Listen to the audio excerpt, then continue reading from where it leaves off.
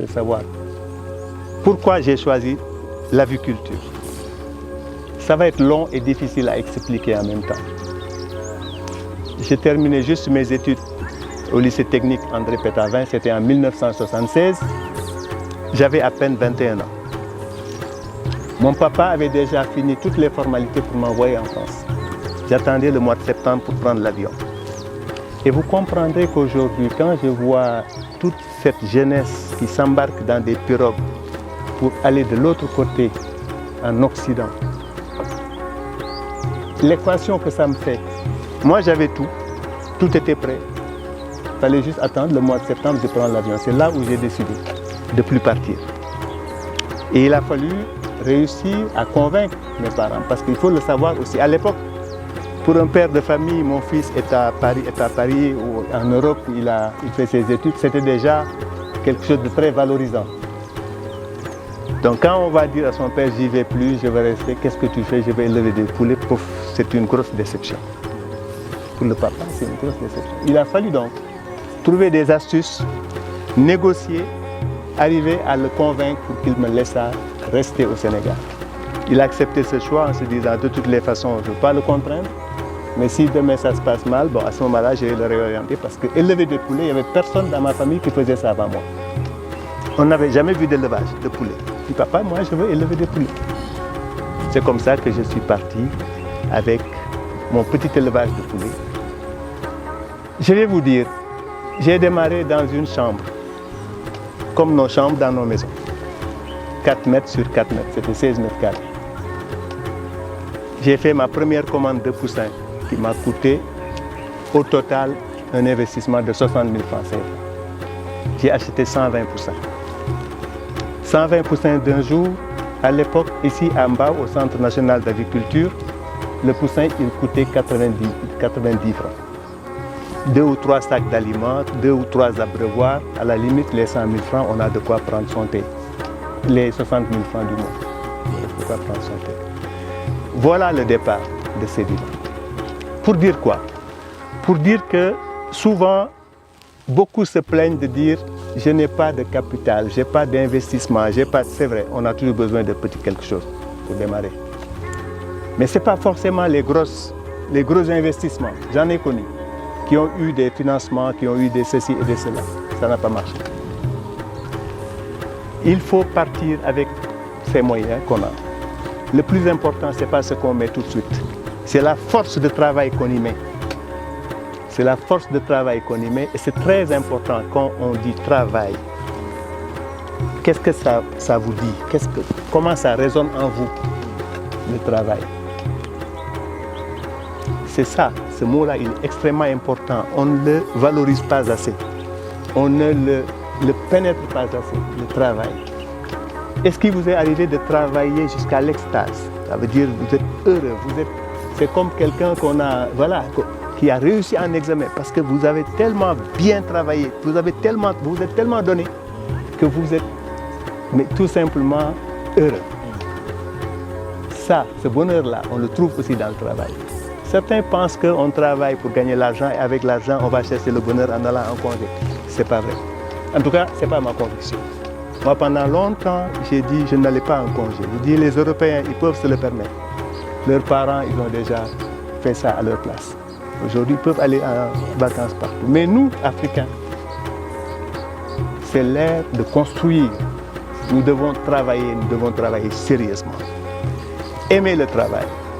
Avoir de la ponctualité. Je le dis souvent et partout. Respectez les horaires. Quand on vous donne un rendez-vous, c'est à 9h, ce n'est pas à 9h05, c'est à 9h.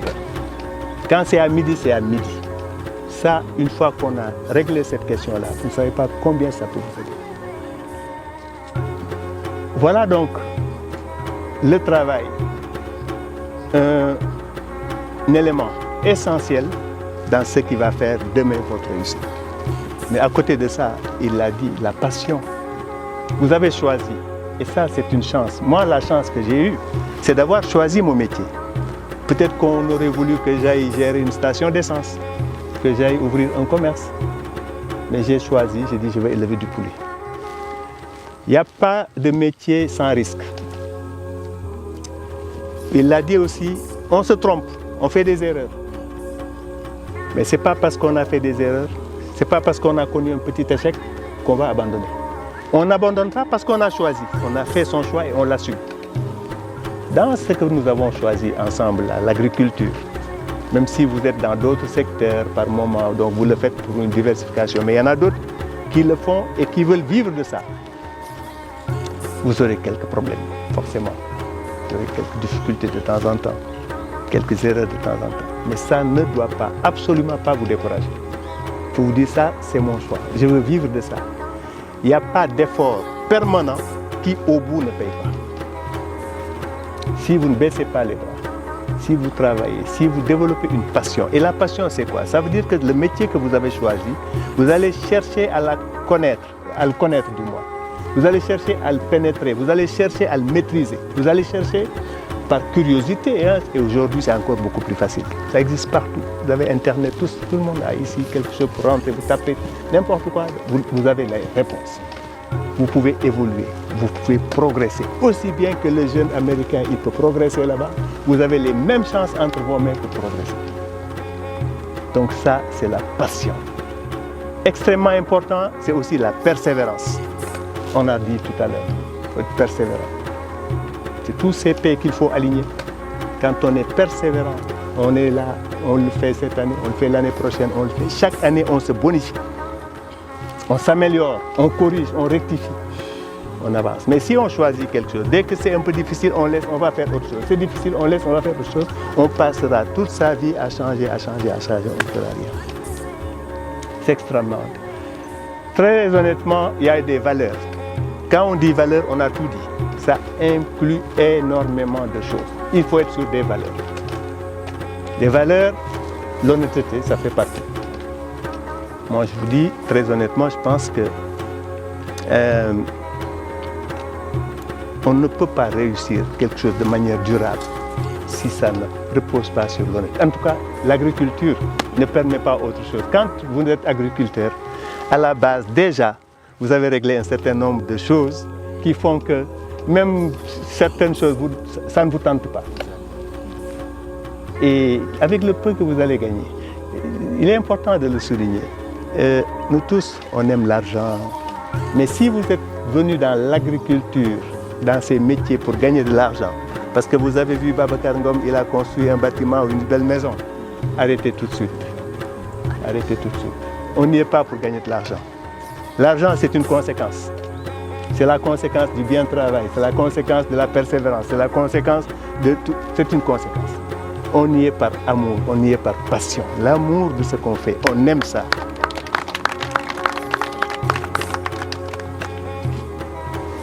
Quand on a fait ça, le résultat naturellement, moi je peux vous dire une petite anecdote.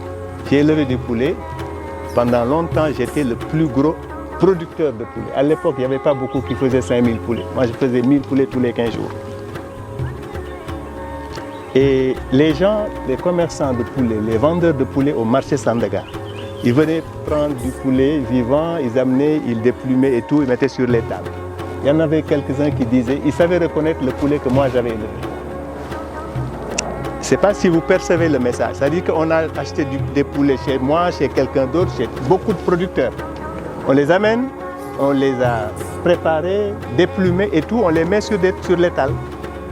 Et il y a des gens qui disaient que quand ils viennent trouver des poulets déplumés, étalés, ils savaient reconnaître le poulet que Babacar avait élevé. Ça voudrait dire quoi? Moi, quand j'élevais mes poulets, je ne les élevais pas en me disant combien je vais gagner à la fin. Je voulais qu'ils soient bien. Je prenais ma chaise, je mettais là, je les regardais. Depuis le premier jour, je les voyais grandir. Je passais mes journées à côté, courir, vous donner à manger, donner à boire.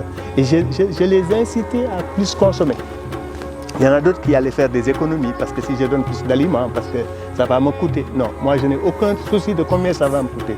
Mon souci, c'est que mes sujets soient en bonne santé, mes sujets soient une bonne conformation, c'est un peu l'arrondi du bréchet. Et tout ça, c'est extrêmement important. Et les gens arrivaient à dire ça. Voilà, pour ne pas être beaucoup trop long, parce que je sais qu'il y a des questions, ce que je voulais dire, en tout cas en introduction, pour dire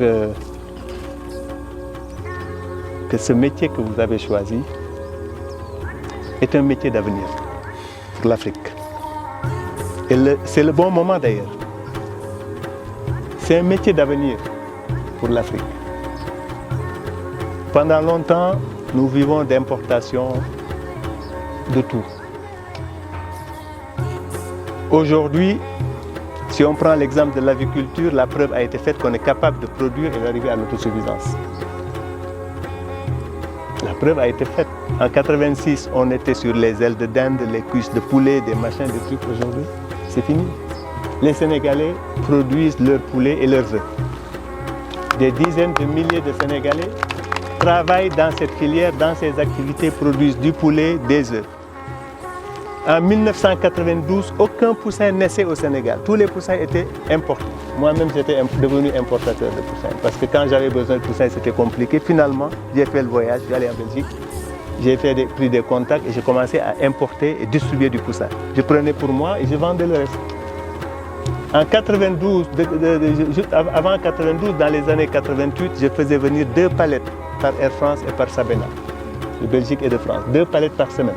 Chaque palette 19 000 poussins et je les distribuais dans le pays. Aujourd'hui, et ça depuis quelques années, aucun poussin n'est plus importé dans ce pays-là. Tous les poussins naissent ici. Aucun poussin.